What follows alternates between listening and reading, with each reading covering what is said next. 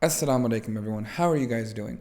So a couple of days ago, the unfunny comedian Ricky Gervais posted a video on his social media, on his X. And in this video, he states that this is atheism in a nutshell. Essentially pointing to the reason why people are atheists, why he is an atheist. And to be honest, after watching the video, I am very glad that if that were actually atheism in a nutshell, I'm very happy not to be an atheist. And in this video, I want to look at Ricky Gervais's argument and see why his argument simply falls apart.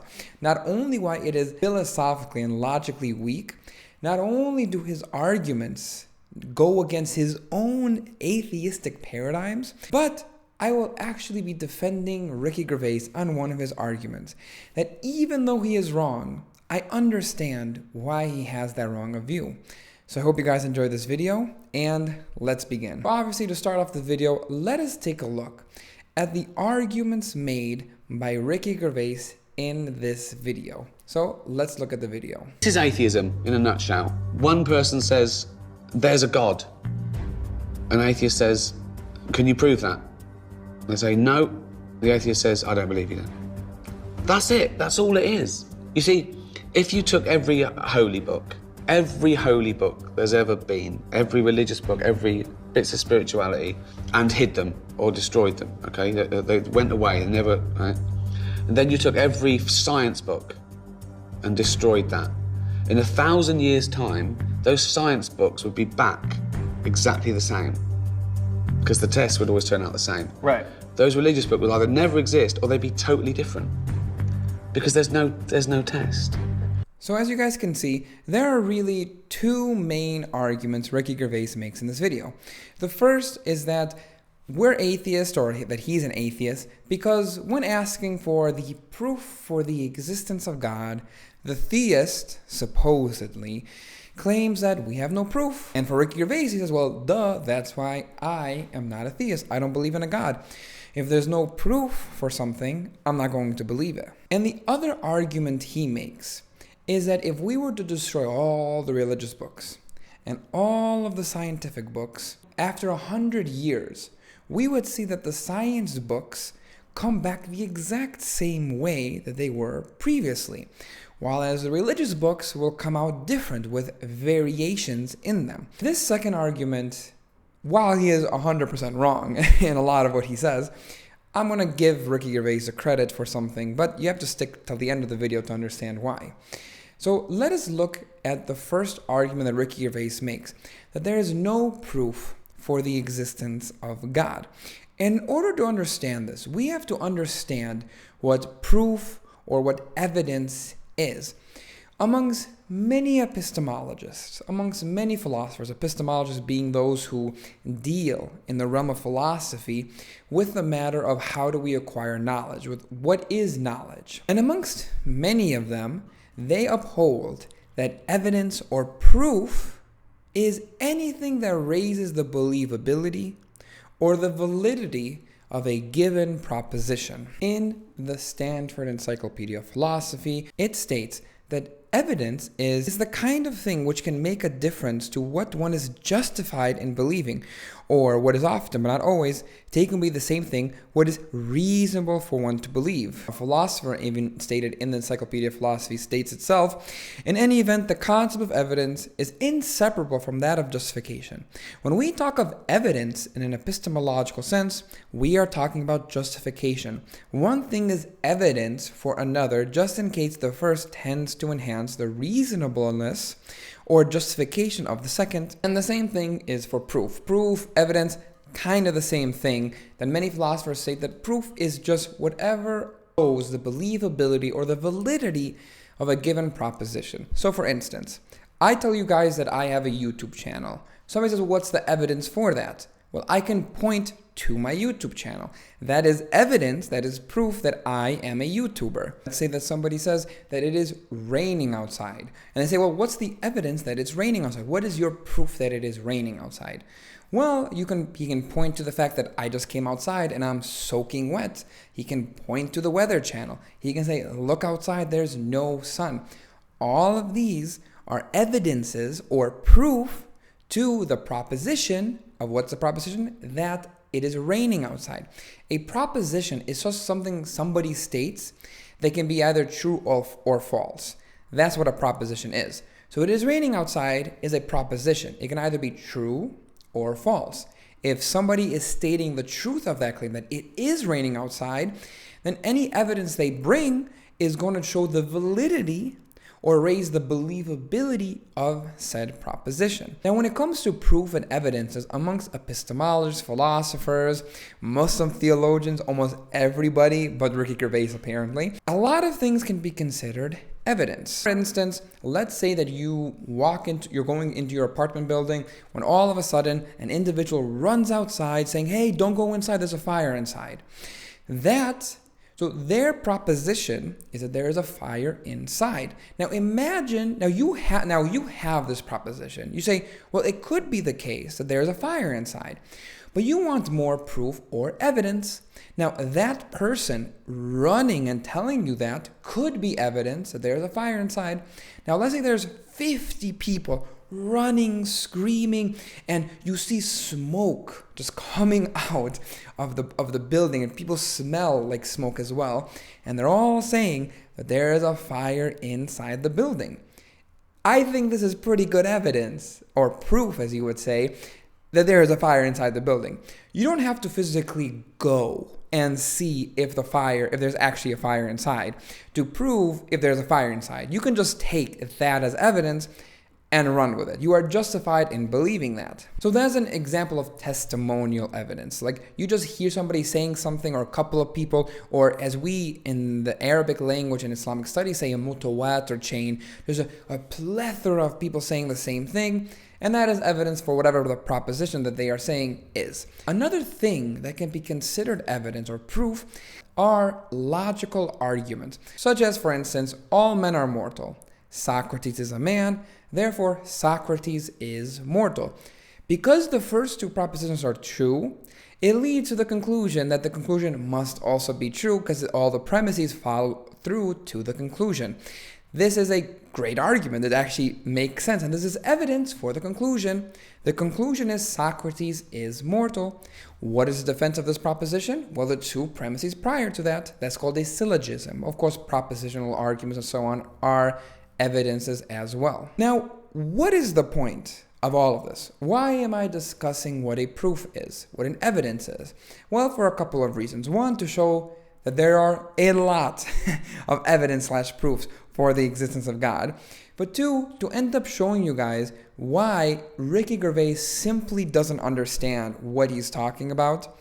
And you'll see more in the tad bit. But to look at the first point of there being a lot of evidence for the existence of God, there are a lot of evidence/proofs for the existence of God. If we all agreed with what I said previously, that testimony can be evidence, deductive arguments, inductive arguments, evidence simply whatever raises the believability or validity of a given proposition, then there are thousands of evidences for the existence of God. Just to run a few, there's the contingency argument, the kalam cosmological argument, the ontological argument, the fine-tuning argument, the first cause argument, testimonial evidence of the Prophet ﷺ or of Jesus or of Moses. There are people's experience that are evidences as well, and so on and so forth. I would not be able to write a book of all the evidences for the existence of God because it would be taking up volumes and volumes, so many pages, just to go over just to go over half of the evidences for the existence of God. It would take forever to write out all of them. But just to give you guys one evidence or /proof for the existence of God, I will give you guys a Quranic evidence for the existence of God. Allah subhanahu wa ta'ala states in the Quran, أَمْ خُلِقُوا مِنْ غَيْرِ شَيْءٍ أَمْ هُمُ الْخَالِقُونَ. Were you created out of nothing, or were you yourselves the creators of yourselves? Let's put this into a deductive format. Well, we agreed previously that deductive arguments can and are proof/evidence for the conclusion of any given proposition or conclusion. So the Quran states, were you created out of nothing, or were you yourselves the creators of yourselves? Now the Quran is obviously making the case that Allah subhanahu wa ta'ala is the creator. So what would be the logical format of this argument? Well, the first premise is there are things that are created. That's the first premise. These things that are created are either created from themselves, from nothing, or from something else. Now when the Quran states, أَمْ خُلِقُوا مِنْ غَيْرِ شَيْءٍ, were you created out of nothing? The Quran is asking in this absurd way, like obviously you cannot be created out of nothing. But when we get to the third premise of our argument, it would be these created things are not created from nothing. Now when it says, أَمْ هُمُ الْخَالِقُونَ, were you the creators of yourselves? Well, that will lead to an infinite regress. Many atheists and theists would also argue would lead to many contradictions and problems. Therefore, the next premise of this argument is that these created things are not created from themselves. Therefore, what is the conclusion? These created things, because what is left? These created things are created from something else. The Quran is giving a deductive argument that there is something else that created us. It is going down this well. Obviously, the way it is presented in the Quran is a far more simpler, far more appealing way, and it just hits you more than just like a cold deductive approach. We can put the argument of the Quran in this deductive approach and show you guys that it is an argument that there is a creator, that it is an argument that there is a God.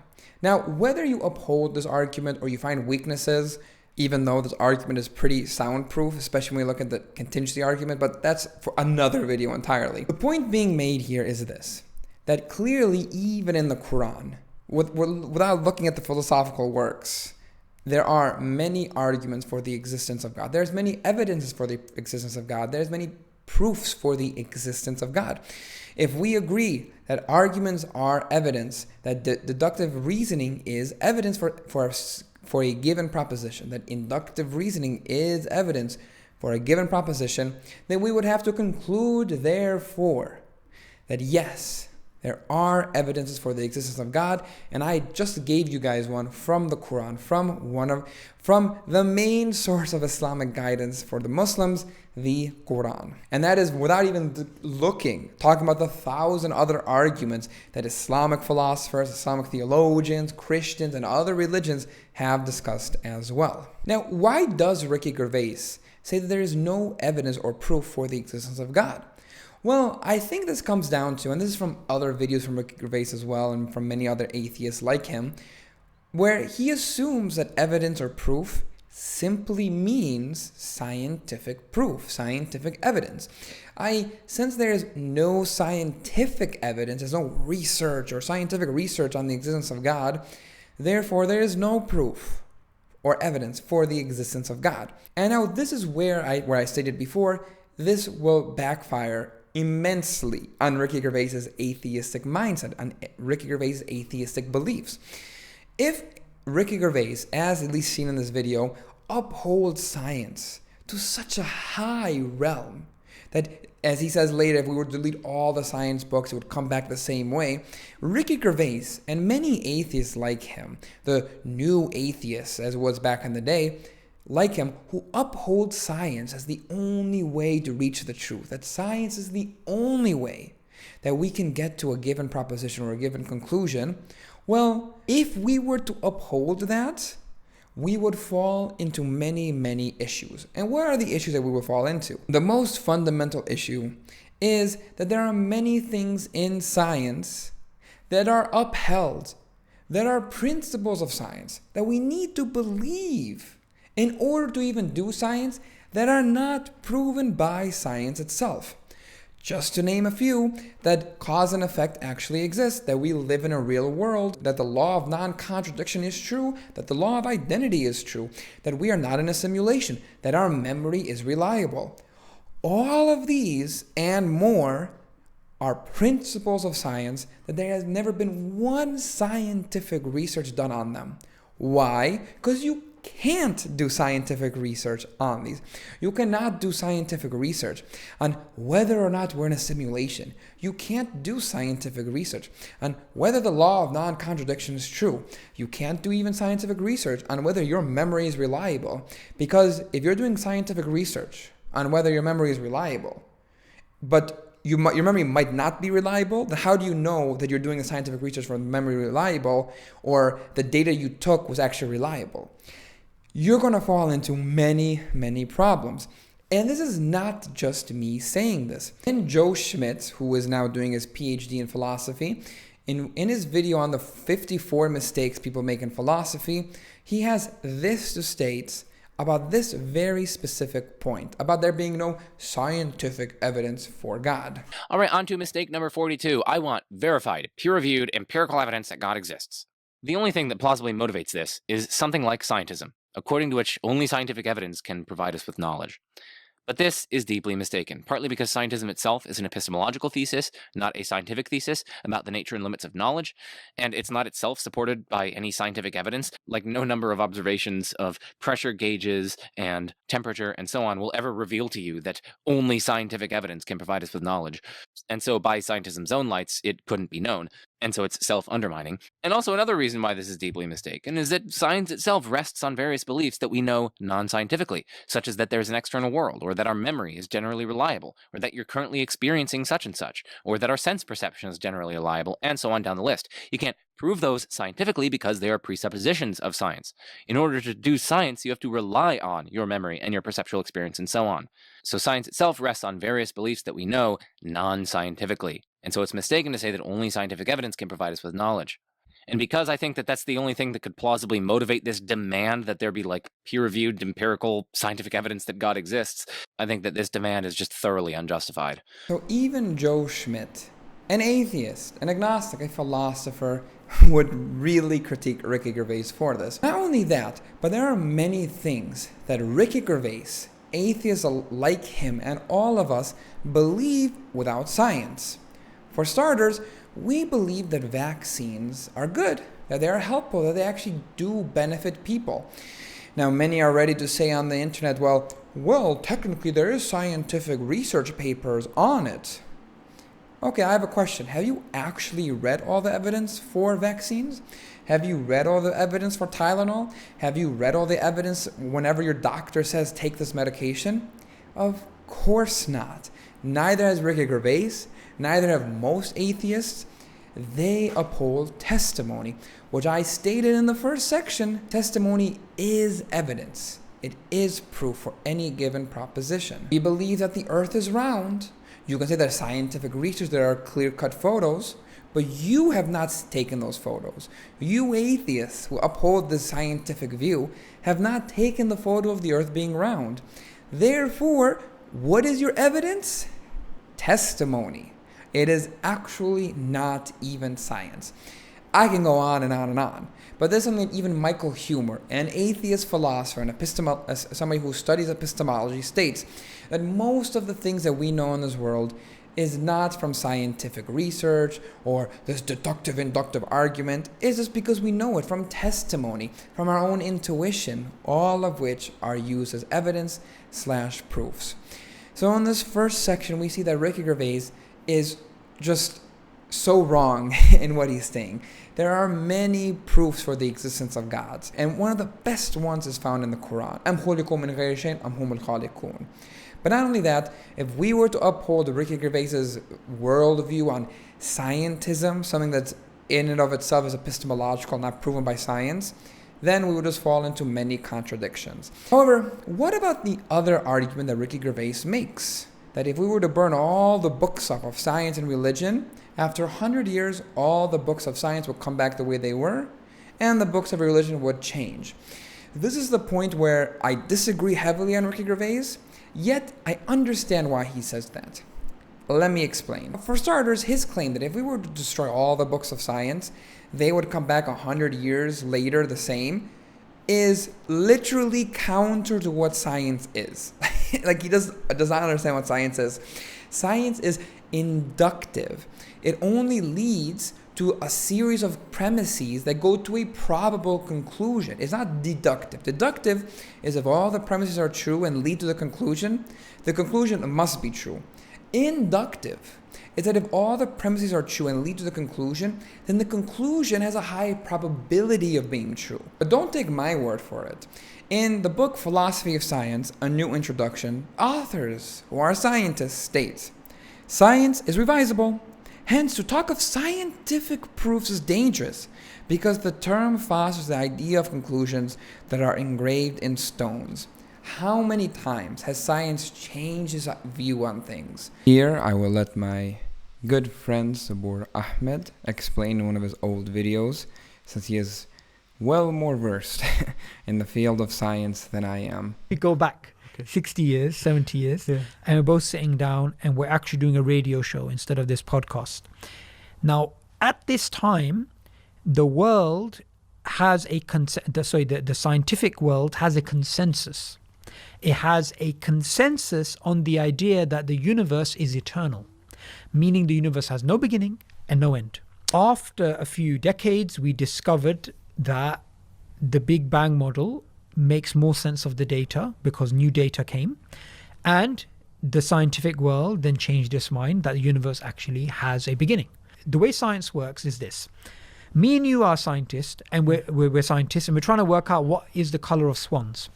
We're like, that swan's white, that swan's white, that swan's white. We've seen 500 swans. Okay. So we come up with the theory, all swans are white. In the future, we may discover a black swan. Therefore, our previous theory, all swans are white, goes out the window. Down the bin. Yep. In the bin. So, in science, you can always have a new observation, which can challenge your previous theory. And that's why science isn't reliable as something individually. I wouldn't say not reliable. I would say that's why it's beautiful, because it can always change its conclusions. Science is revisable. That is the point and even the beauty of science. So what Ricky Gervais is saying is astronomically false. Most of the things in science are not clear-cut proofs and conclusions. They are theories, and theories are revisable. They can change, such as many theories in the past have changed. But why is it that I understand Ricky Gervais's argument as well? Well, Ricky Gervais, like many atheists online, simply deal with Christianity. And to be frank, the Bible has changed numerous of times. There are so many versions of the Bible that it is impossible to know what the original Bible actually said. And that's not my take. That is not just me. Bart Ehrman himself has stated he cannot even know what the original Bible has stated. That there are so many contradictory stories, so many revisions in the Bible, that we just don't know what it originally stated. Hence, I actually understand what he's saying. I literally understand what he's saying when he talks about, because he's talking about the Christian Bible, the Christian worldview, where they have changed their Bibles since after Jesus Christ was risen to Allah subhanahu wa ta'ala. The correct view, by the way. Now, the point being made here is, I get what he's saying. He's 100% wrong on the science part. He doesn't understand what science is. But I get what he's saying for the Bible. However, this is where he is wrong. That if we were to take every single Quran, burn every single Quran, destroy every single Quran, the Quran would still be here in our hearts. There are almost every day somebody new who memorizes the Quran. There are people who have memorized the Quran since they were like 10 years old.